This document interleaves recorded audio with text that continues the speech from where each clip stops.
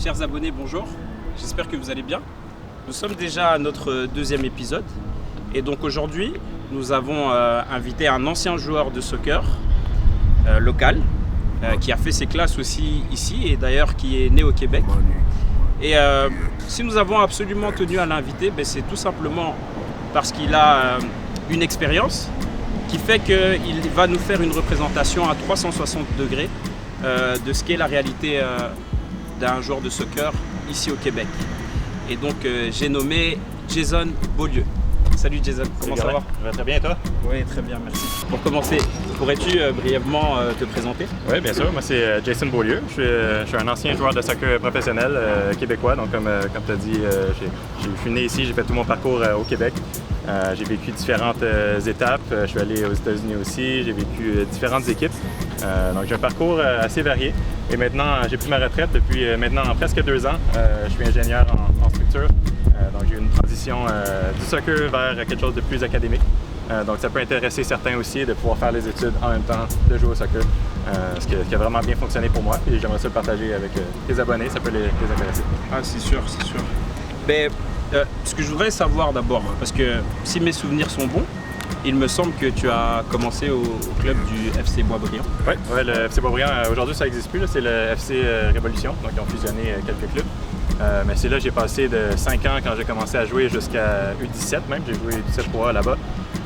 J'étais déjà à l'académie, mais j'allais jouer des matchs avec eux. C'était la gang de Boisbriand, les meilleurs amis, on avait vraiment une très, très belle équipe.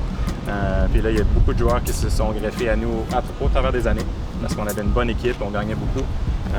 Puis on avait une coach exceptionnelle, Lynn Beauregard, qui est une femme qui coachait des gars, qui est assez rare, et qui m'a vraiment, à moi, amené la passion du soccer, parce que je viens d'une famille où c'était pas dans la culture, mais mes parents n'ont jamais joué. Sur la Rive-Nord, c'est très hockey. Donc c'est elle qui m'a vraiment, quand j'avais 12-13 ans, amené la passion du soccer. Et que depuis ce temps-là, c'est beaucoup dans mon quotidien. Excellent. Ce que je voudrais savoir aussi, à quel moment, parce que bon, tu nous as expliqué, du moins, je sais que tu es gardien de foot à la base. Ce que je voudrais savoir, c'est à quel moment est arrivée la spécialisation au niveau du poste de gardien? En U12, ce qui est assez tard. Maintenant, les jeunes, ils commencent 7 ans, 8 ans, sont déjà gardiens. Exact. Moi, j'étais un attaquant assez moyen, comme tu le sais maintenant. Je joue dans ton équipe ACL Montréal Centre, comme attaquant pour m'amuser. Mais jusqu'à 12 ans, j'étais attaquant aussi. Je jouais avec mes amis. Et là, en U12, en U11, le gardien ne s'est pas présenté à un match. Le coach a demandé qui veut y aller. J'ai dit, je vais l'essayer. J'ai levé la main, me passer une paire de gants, puis j'ai vraiment adoré ça. Donc la saison U12, après, j'ai décidé de m'inscrire comme gardien. Ça a bien tombé parce que l'équipe 2A de la ville n'avait pas de gardien partant, où ils en cherchaient un. Je suis allé m'essayer, puis ils m'ont pris dans l'équipe. Ça a vraiment changé ma vie d'intégrer cette équipe-là. Donc aujourd'hui, les jeunes ils ont déjà une bonne longueur d'avance. Ils commencent à 7 ans, 8 ans. Ça a commencé assez tard. C'est ça. Mais j'avais pas réalisé que cette spécialisation en fait arrivait aussitôt. Okay. Mais c'est bon à savoir, et j'en suis sûr que ça va en encourager beaucoup. Ce que je voulais savoir aussi, toujours par rapport au poste de gardien, est-ce que il y a un joueur qui t'inspirait déjà quand tu as commencé? Est-ce qu'il y a un joueur que tu prenais comme modèle?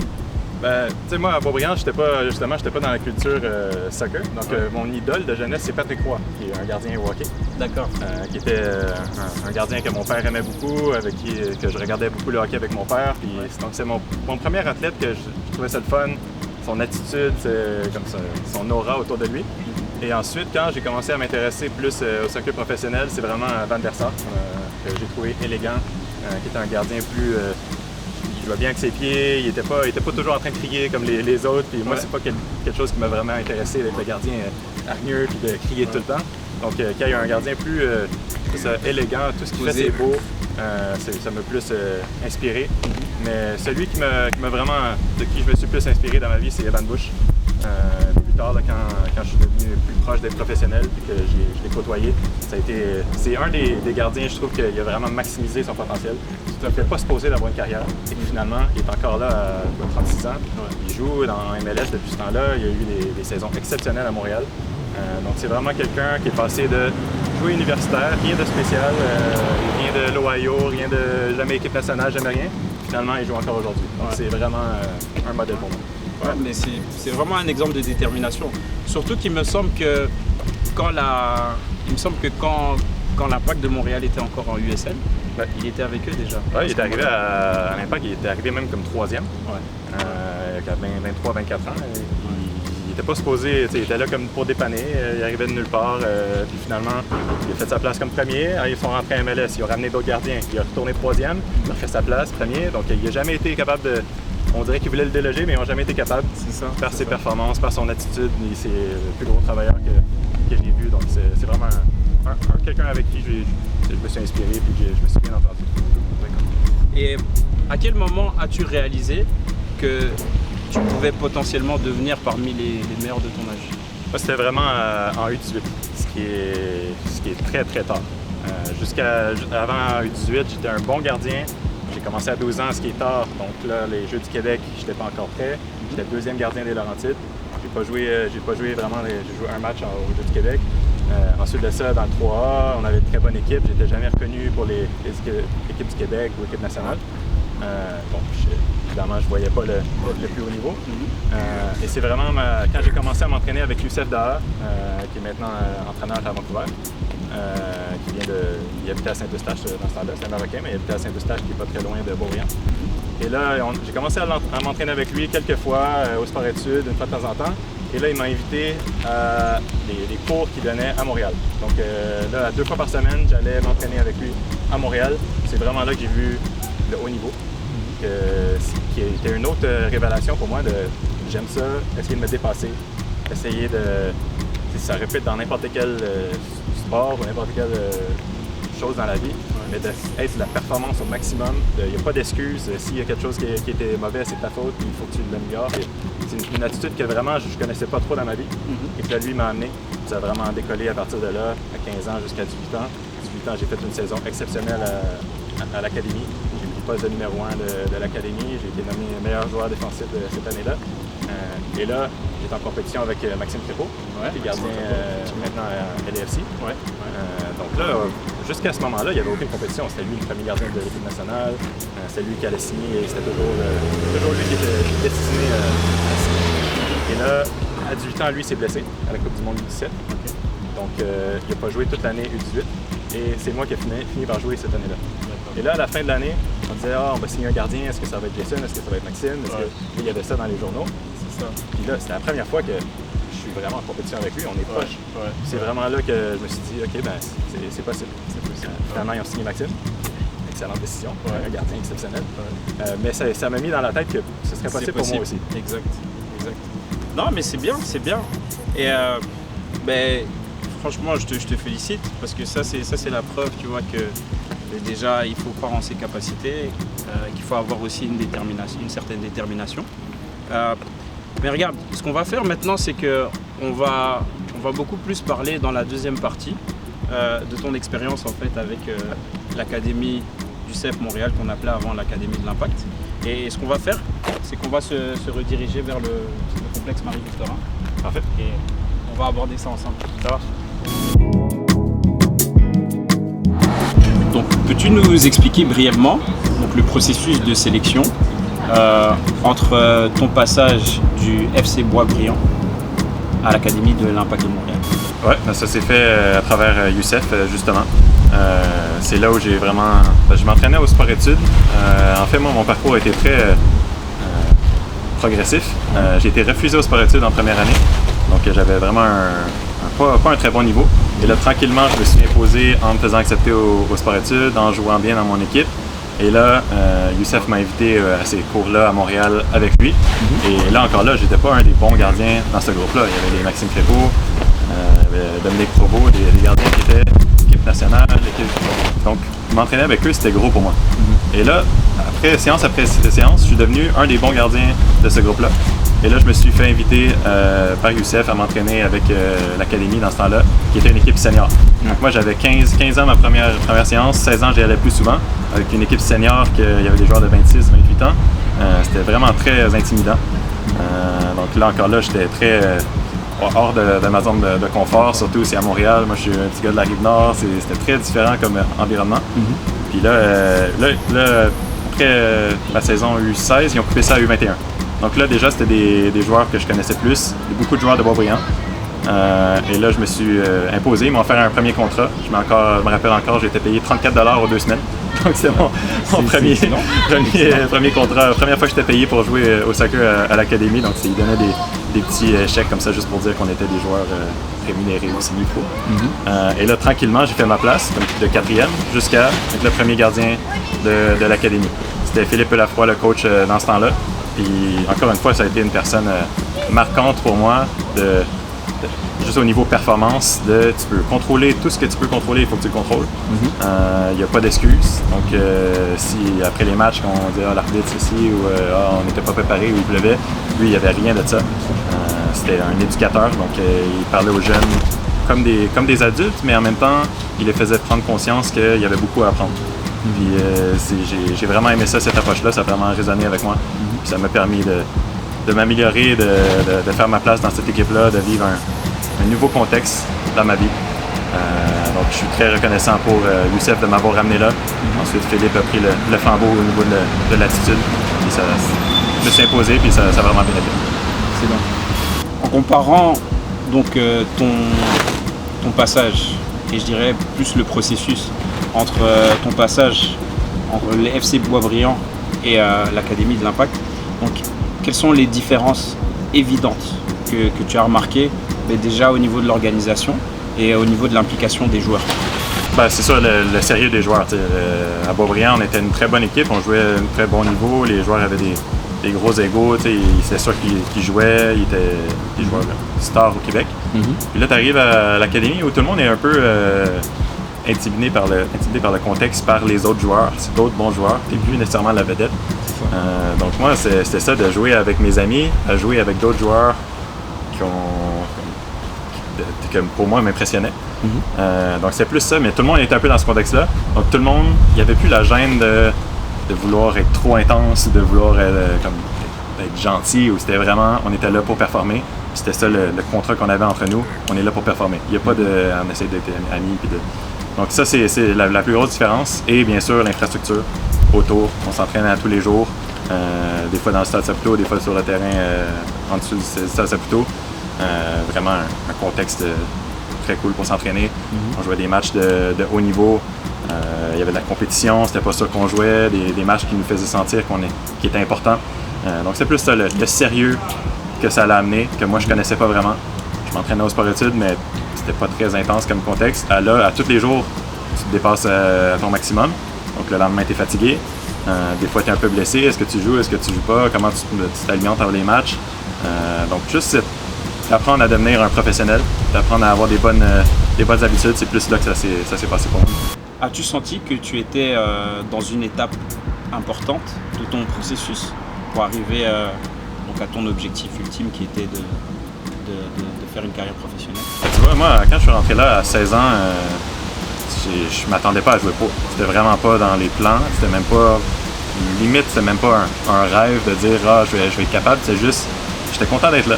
J'étais content de vivre des expériences différentes, de me dépasser, puis de juste faire quelque chose de difficile, puis de le réussir. Puis là, après, de plus en plus que ça avançait, de plus en plus que là, c'est comme les autres qui m'ont dit « Ah, tu pourrais signer pro ». C'était pas quelque chose qui était vraiment mon objectif premier. Et quand c'est arrivé, on dirait que OK, je vais le faire. Je vais faire un check, je suis capable de le faire. J'ai toujours été quelqu'un qui a aimé faire des choses difficiles dans la vie, parce que le reward après il est encore plus gros. Exact. Donc quand j'ai pas signé, j'ai pris un autre chemin pour y arriver. Mais c'était vraiment, ouais, effectivement, ça a été très très important pour moi dans mon développement de devenir un professionnel, de passer d'un bon gardien 3A, dans une bonne équipe, à être vraiment professionnel. C'est Philippe Lafroy et son staff autour de mon cadre.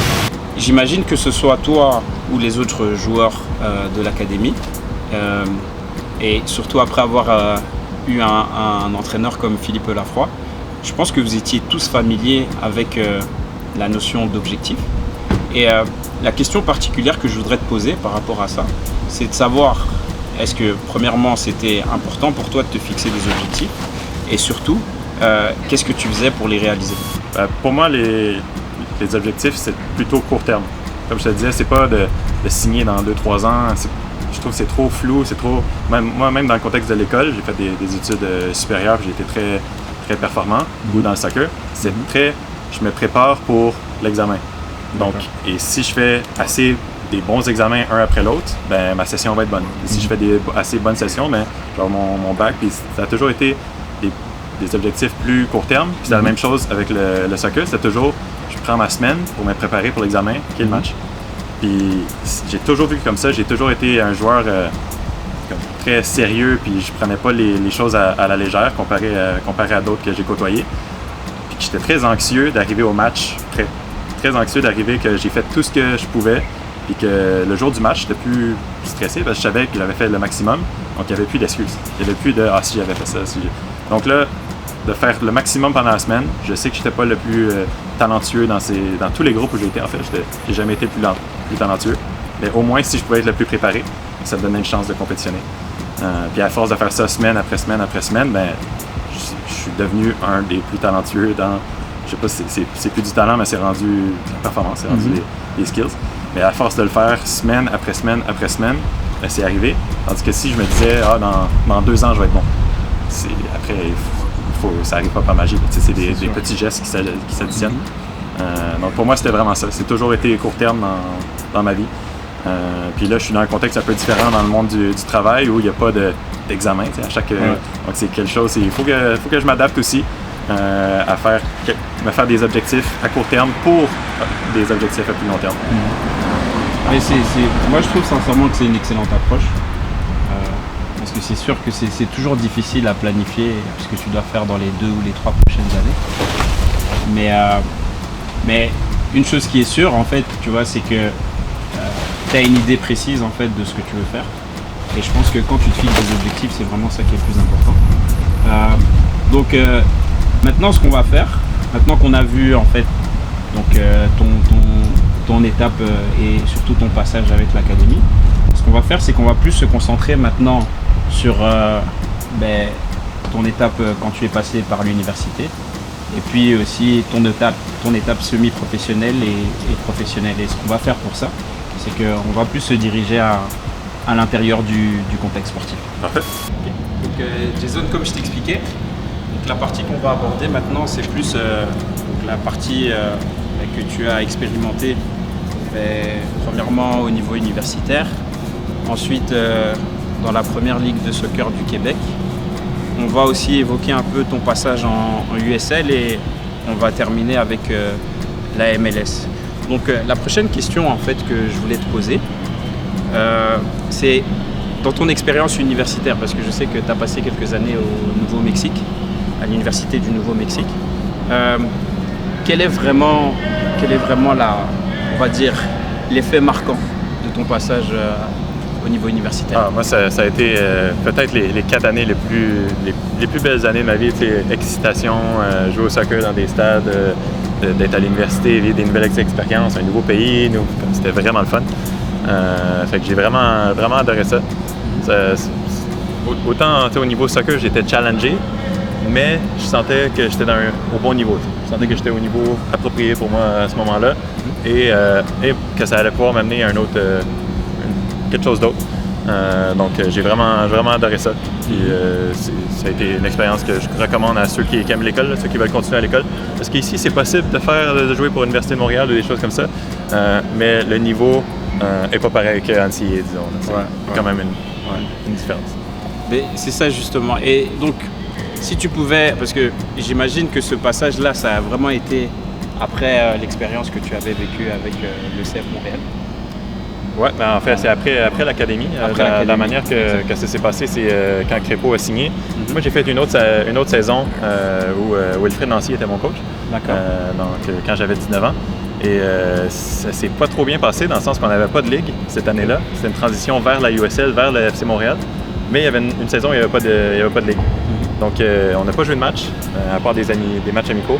Donc, ça n'a vraiment pas été une belle saison pour moi de soccer. En plus, je ne performais pas si bien que ça cette année-là. Ouais. Donc, j'ai décidé qu'il fallait que je parte. Puis, c'est un prof au cégep qui m'a parlé de l'université américaine, que je ne connaissais pas du tout. Et il m'a dit, là-bas, tu vas pouvoir continuer. J'arrivais à l'université à 19 ans. Donc, tu vas pouvoir continuer à aller à l'université, et continuer à faire ton sport. Ça a été la solution parfaite pour moi. Donc, j'ai fait les démarches, j'ai fait une vidéo moi-même. J'ai fait sur un ordi, j'ai fait mon montage. J'ai envoyé ça à des coachs. J'ai fait des visites. Ça s'est vraiment bien passé. J'ai un coup de cœur pour le Mexico. Excellent, excellent. Et maintenant, si justement tu devais faire une comparaison entre justement ton expérience universitaire que tu as évoquée, la USL, d'accord, notamment aussi donc, ton passage en CPL. Mais ce que je voudrais faire peut-être, avant de passer par cette question, si tu me le permets, c'est peut-être de nommer ou du moins d'expliquer les appellations donc à nos abonnés. Ouais. Voilà. Donc, bon, si jamais je me trompe, il n'y a pas de souci, tu peux me corriger. Ah, vas-y. Mais il me semble que la première ligue de soccer du Québec, donc c'est le niveau semi-professionnel en fait à l'échelle du Québec et du Canada. Ouais. Voilà. Maintenant, si on prend la USL, donc c'est ce qu'on appelle la United League Soccer, et c'est ce qu'on pourrait apparenter donc au niveau de 3e division, ici à peu près en Amérique du Nord. Ouais, je pense que c'est classé deuxième division. Voilà, 2e division. Ouais, il y a la MLS qui est en dessous de la USL. C'est ça. Parce que je sais qu'il y a la NASL aussi. Ouais, mais ça, je pense que ça n'existe plus, par Ça exemple. existe plus. Ouais. Ok, parfait. Et donc, je sais aussi que donc il y a la CPL, et ça c'est le plus haut niveau au Canada. Voilà. Et alors, il y a la MLS, qui est la Major League Soccer, et ça c'est la ligue la plus haute ici en Amérique du Nord. Ouais, c'est ça. Donc maintenant, si on revient justement sur tes différentes expériences, qu'est-ce qui selon toi manque à ces ligues-là, d'accord, si on prend la CPL, la USL, la première ligue de soccer du Québec, et bien sûr, toute proportion gardée, parce que c'est sûr que quand on parle au niveau financier, on n'est pas dans la même dimension. Mais ce que je voudrais savoir, si par exemple on parle au niveau organisationnel, qu'est-ce que tu penses qu'il manque à ces ligues-là pour qu'elles puissent du moins offrir le même service aux joueurs, on va dire à l'échelle nationale? Ouais, c'est des ligues qui n'ont pas du tout les mêmes objectifs. Ça, c'est sûr. La première ligue, je pense que c'est pas d'amener des revenus, c'est pas de remplir des stades. C'est surtout juste d'offrir un bon niveau aux jeunes Québécois qui veulent continuer à jouer après 18 ans à un bon niveau. Donc, c'est sûr que c'est pas les mêmes structures que des équipes professionnelles. Il n'y a pas de revenus qui rentrent, donc en tout cas très peu. Donc, ils ne peuvent pas offrir le même centre d'entraînement, des trucs comme ça. Donc, ça, je trouve qu'ils font un bon travail d'offrir à ceux qui veulent continuer de jouer, ils peuvent. Au Québec, ce qui n'était pas trop le cas avant. Tu jouais le senior, mais c'était pas nécessairement tu ne pouvais pas te dépasser encore, tandis que là, première ligue, tu peux. J'ai pas joué longtemps, c'était surtout quand je revenais de l'université l'été pour garder un peu, être sharp un peu. Je m'inscrivais avec des équipes et jouais quelques matchs. Puis là, après, USL et CPL, que je mettrais un peu dans la même catégorie de ligue professionnelle d'entrée. D'accord. Ce qui est de moins en moins vrai. USL, tu peux faire des très belles carrières maintenant. Gagner ta vie bien. Donc, c'est une ligue plus pour les jeunes qui veulent commencer à être professionnels et aspirer à une ligue après. Donc, eux, leur objectif, c'est de former des joueurs. Donc, ça, c'est un objectif qu'ils font assez bien. Il y en a beaucoup des joueurs qui sortent de la USL pour la MLS ou en Europe chez les jeunes. Et des plus vieux joueurs qui veulent juste continuer à jouer et faire une vraie carrière. J'ai plusieurs amis de l'université qui jouent encore aujourd'hui en USL. C'est leur travail. C'est des joueurs de soccer professionnels qui n'ont pas réussi à faire la MLS, mais qui vivent du soccer, qui est quand même exceptionnel, qui est vraiment cool. Donc ça, c'est leur objectif. Qu'est-ce qui manque? Peut-être ça s'améliore, mais justement, de traiter les joueurs un peu plus professionnellement. Et ça, j'inclus la CPL là-dedans. Donc, qu'est-ce que moi j'ai vu? C'est un peu... Les clubs pensent que les joueurs sont contents d'être là, donc ils peuvent un peu... Tandis qu'en MLS, c'est tout le contraire. Le club va tout faire pour que les joueurs soient contents. Tandis que là, on dirait que en USL et CPL, l'expérience que j'ai eue, c'est... je chiale pas trop parce que il y en a d'autres qui veulent ta place, ce qui est vrai. Mais c'est pas une ambiance que moi j'ai trouvé que ça m'a incité à vouloir continuer là-dedans ou faire une carrière dans ce niveau-là. Donc ça, c'est quelque chose que je pense qu'il pourrait améliorer, de vraiment faire sentir les joueurs comme s'ils sont appréciés, comme si c'était des professionnels à part entière. Et maintenant, là je vais parler un peu plus de l'aspect financier, d'accord? Parce que bon, c'est sûr, on raconte beaucoup de choses aux joueurs, mais tu sais, comme toi tu as eu l'expérience, tu as vraiment vécu l'expérience, toi tu peux vraiment parler du vécu. Est-ce que tu penses par exemple, si on parle de la CPL, est-ce que tu penses que les jeunes peuvent vivre avec ça aujourd'hui? Oui, bien sûr. Presque tous les joueurs sont payés. Il y en a certains qui ont des contrats d'entrée, là, qu'ils jouent pour leur université, donc ils ne sont pas encore payés parce que tu peux pas. Ouais. Quand tu es universitaire, il faut que tu sois amateur. Donc il y a quelques joueurs qui ne sont pas payés. Mais à part ça, tous les joueurs sont payés. Et c'est par expérience. C'est tous des salaires qui te permettent de vivre. Okay. Tu n'as pas besoin de faire d'autres choses en dehors. Donc tous les joueurs, à part les universitaires, ils vivent de ça. C'est pas encore au niveau de la MLS. On voit les salaires sont publics. Ça va le salaire minimum maintenant pour c'est comme 100 000 US, à peu près quelque chose que on s'entend que tu vis très bien. C'est ça. À plusieurs millions. Donc il y a quand même un gros range de salaire. Si tu performes, tu vas être payé. Ouais. En CPL, c'est pas ça du tout. Mais tu peux faire une vraie carrière, de jouer de 18 ans jusqu'à 35 ans en CPL, si tu veux, vivre de ça, nourrir ta famille. Donc c'est vraiment quelque chose qui n'existait pas quand moi j'étais plus jeune. Et qu'un jeune d'aujourd'hui qui se dit, si je travaille bien, je peux atteindre ce niveau-là et être un joueur professionnel au Canada, en espérant qu'il y ait une équipe au Québec très bientôt. Ça, ce serait super pour les jeunes Québécois, de vivre de leur passion. Ouais. Donc on peut l'annoncer peut-être s'il y a des investisseurs, d'accord? Ça, ce serait le next step. On veut vraiment une équipe de CPL au Québec. Ouais. Mais voilà, mais toujours dans le même ordre d'idée, d'accord? Et là, on va plus se concentrer en fait sur ton expérience avec la MLS, d'accord?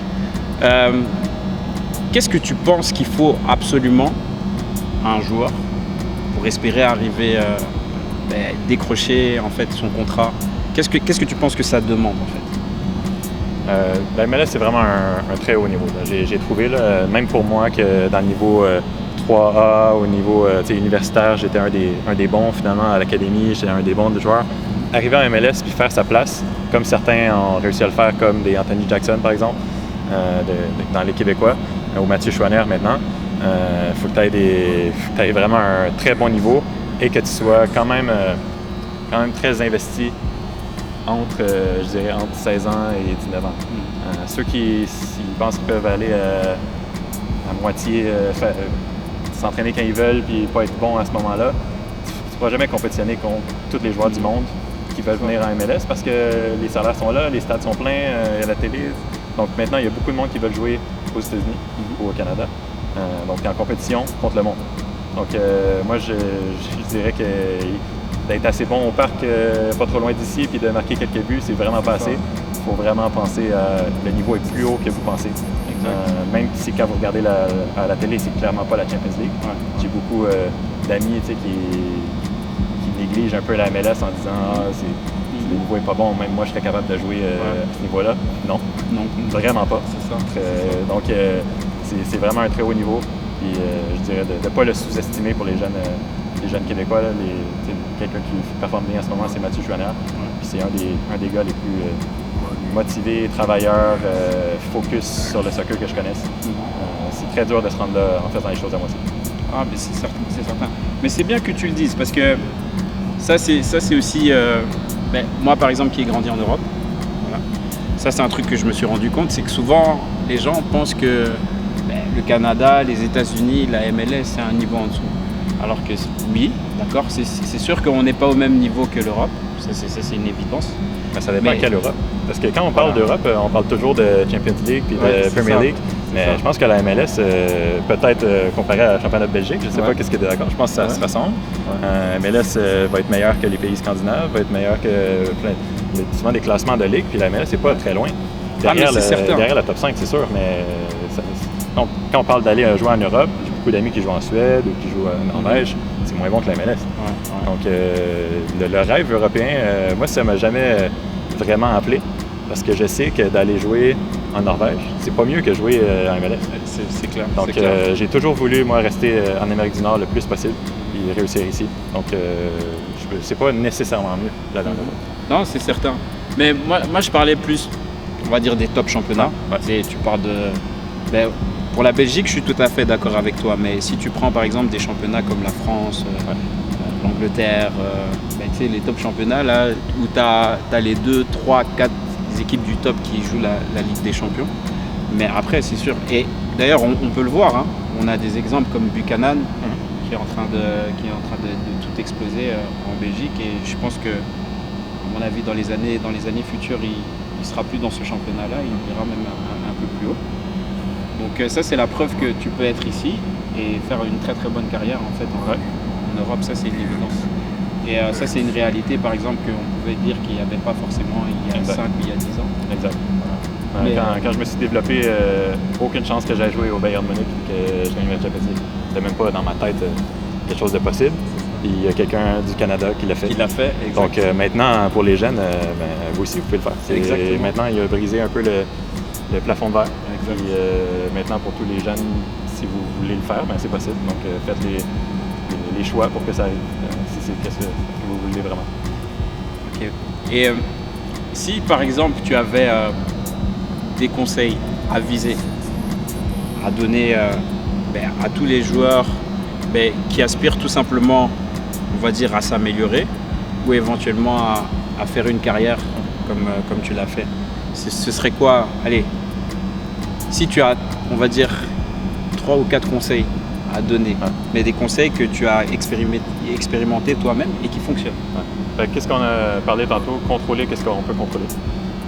D'essayer de contrôler l'arbitre, essayer de contrôler qu'est-ce que l'autre va penser, est-ce que le coach ne me fait pas jouer, toutes ces choses-là qui sont hors de ton contrôle.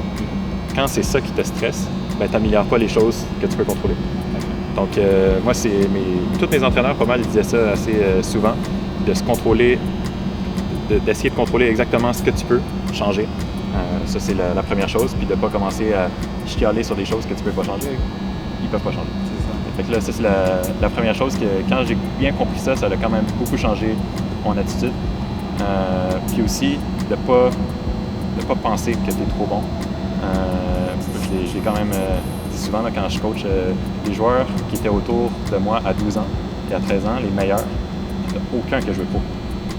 J'ai vu aucun lien entre les meilleurs joueurs à 13-14 ans et les meilleurs joueurs à 18 ans. Il n'y avait aucun lien. Aucun des meilleurs se sont rendus. Et ceux qui ont signé dans mon entourage, par exemple des Samuel Piette, Philippe Lincourt qui a joué pro aussi, des Yann Fillon, des gens autour de moi qui ont signé pro, c'était tous des joueurs qui étaient très moyens, 13-14 ans.